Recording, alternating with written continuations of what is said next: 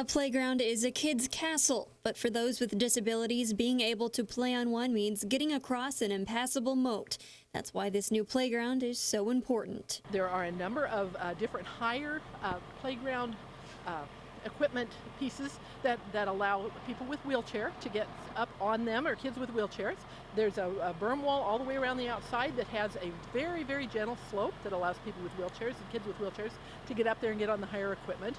The foundation is a type of artificial grass. It really looks like grass. It allows people with wheelchairs to get right out there, or people with other mobility limitations. There's a little cozy dome in the center, and that's for kids with autism. Sometimes the stimulation can be a little too much for kids, and so that's a place for them to go to get away from that. There's special materials in the slides and in the ground covering that will not affect people with cochlear ear implants. Sometimes those can actually be reset or put out of order by the static in certain materials on a playground. The playground even has a feature where kids can learn how to read a little Braille. This playground has been an effort of many groups. We kind of all put our heads together, and then other people started joining in.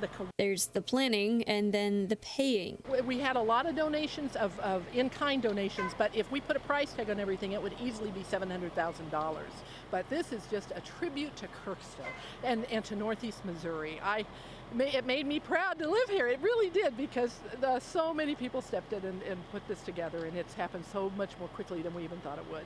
A playground that will mean much more than just slides and swings for those who are finally able to use it. There are a lot of barriers to people with disabilities, but one barrier that's sometimes real difficult to overcome is people's attitudes. There's a quote, "There's strength in our differences, but there's comfort where we overlap."